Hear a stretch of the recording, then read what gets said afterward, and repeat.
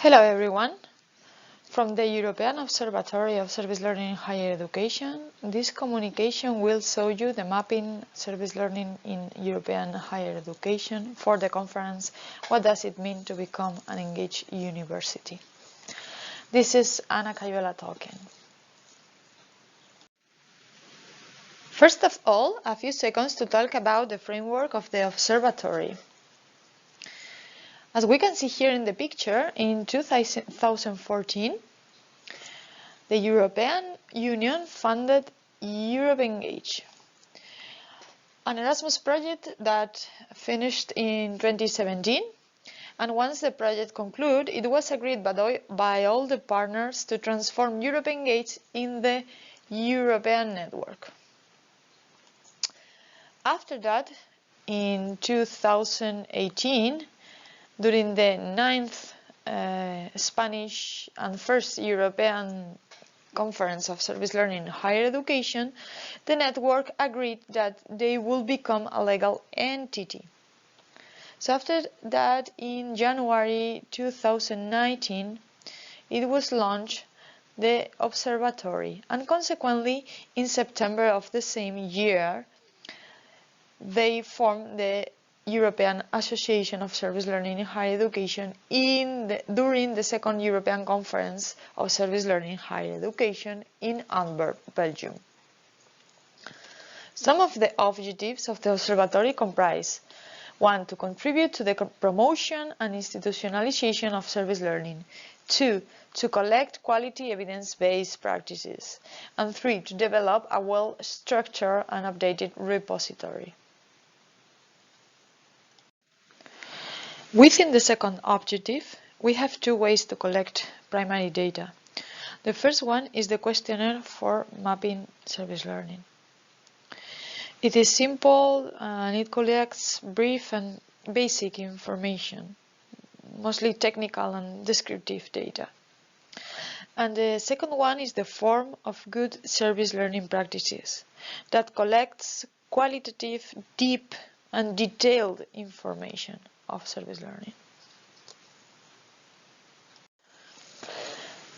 In this communication, we will present the results from the questionnaire for mapping service learning experiences, where we define a service learning experience as a description of a specific service learning practice that took place during one academic year, and also other characteristics that you can read in the form. Filling out the questionnaire is very fast and takes less than 10 minutes. You can find the questionnaire and see the map of the experiences on the EOSLHE website. This is an exploratory study. We use the convenience sampling and non-probabilistic sampling, and we use the internet-based surveys through our website. The amount of service learning experiences collected by date are in this graph. We started in July, the collection. It was the month when we launched our website. And in August we have had, or it is a month of holidays. And then in September was celebrated the second European Conference of Service Learning in Higher Education that gave us the opportunity to collect the biggest number of experiences and the most diverse in countries and in institutions. That moment represents the 32% of the total of our sample. After that, from November to March, an average of 2 experiences were collected per month, more or less.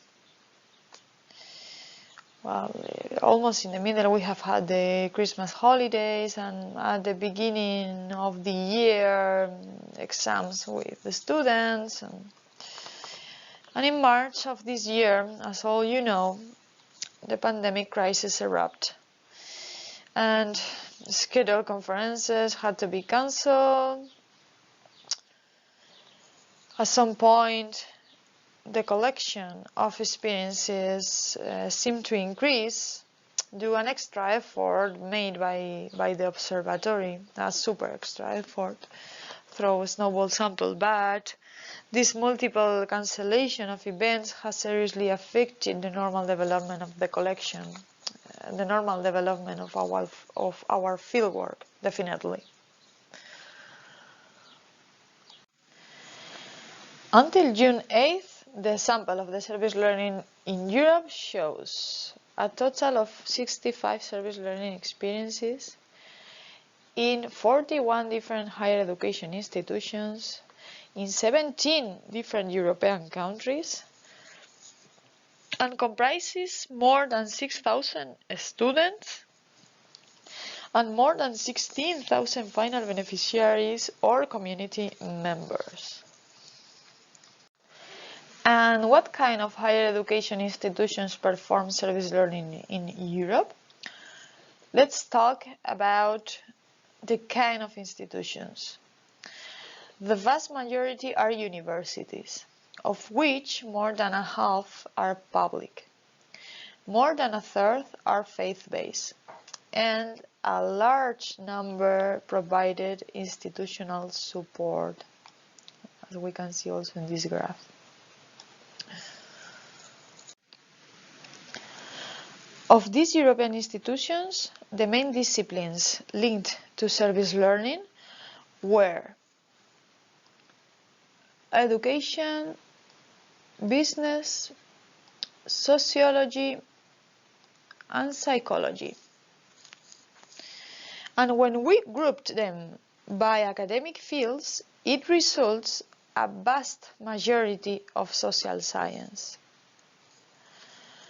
Since we have no estimates about our universe of study or the real numbers in Europe, we do not know the representativeness in relation of a real average. But these results of unequal percentages by academic fields and this vast majority of social science are what we expected.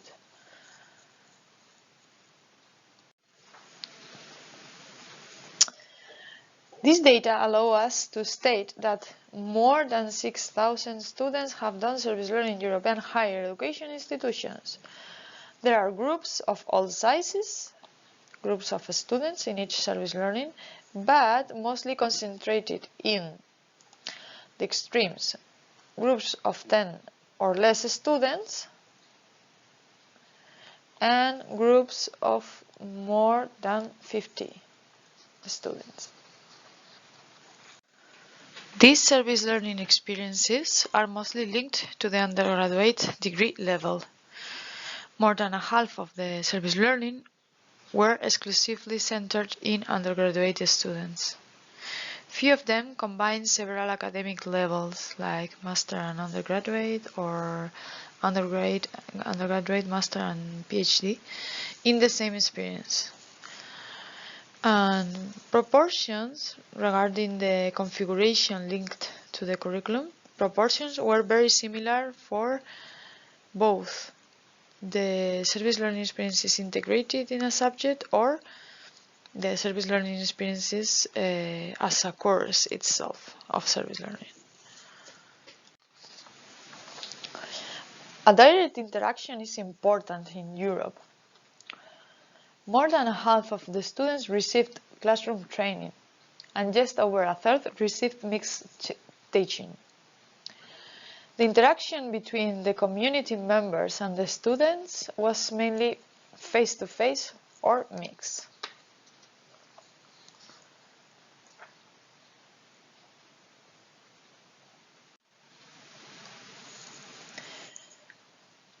A priori, it seemed that there were no differences by the type of enrollment. But when we stratified by type of institution, differences appeared.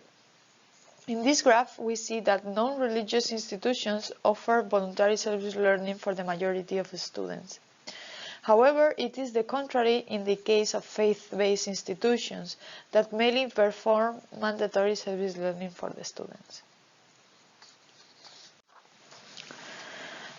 The Sustainable Development Goals are related with service learning, of course, And in the case of the European service learning, mainly have to do with reduced inequalities, quality education, and good health and well-being. The data allow us to state that the most prevalent community partners are non-profit organizations, followed by educational centers and church or confessional organizations. They represent together more than a half of the type of community partners. Like all studies, this one also has limitations. The first is the low sample size, which prevents inference with the results. Cancellation of the conference has been an unexpected difficulty.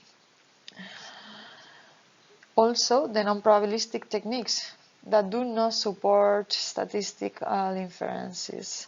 They do not ensure representativeness of the sample. However, we could not use a probabilistic technique because there is a lack of information about the universe of the study. It is an exploratory study. In consequence, we are under the threat of the selection bias. It could give different results that we would have obtained if we had enrolled the entire target population, of course.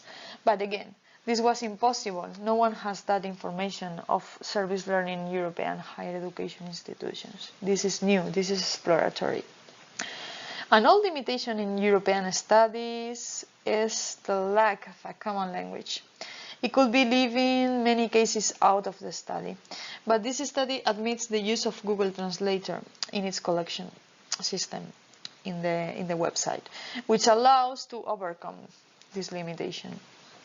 And the last has to do with the internet systems to collect information. They can leave out from the study people who do not feel comfortable with the technologies.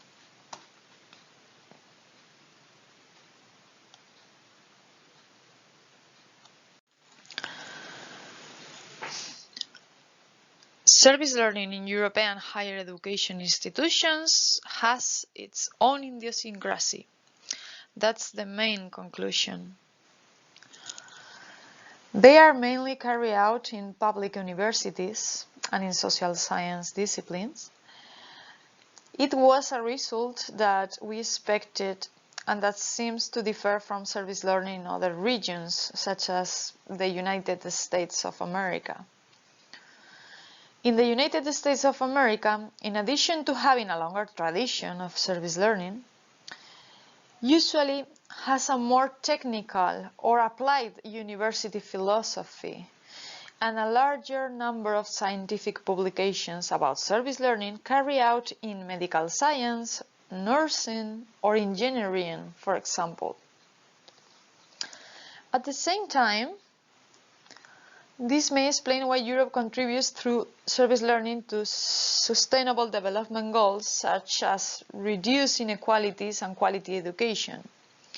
Future lines of research could delve into whether the type of the philosophy of the institution explains to this result. Where do we want to go with tertiary education and how it saves service learning? What does it mean to be or to become an engaged university? Or a predominance of humanistic degrees in European universities could explain these results? Contrary to what we expected, the majority declared receiving some type of institutional support for their service learning. It could be that those service learning experiences that do not have institutional support have not come to participate in this study of the observatory and have a greater difficulty in attending international conferences and networking where we obtained our biggest number of participation or collection of service learning experiences. There are groups of all sizes regarding number of students, but the vast majority are undergraduate students. It is a relatively new pedagogy in Europe with a low level of institutionalization. That could explain it. And lastly, direct interaction among stakeholders is considered important. Think globally and act locally is a wider phrase. Could this explain this way of conceiving interaction? Could it be a European perception of a key to understanding and responsiveness required by service learning to better serve their own communities? Or is the remarkable amount of mixed interaction of this data also around 35% due to COVID-19?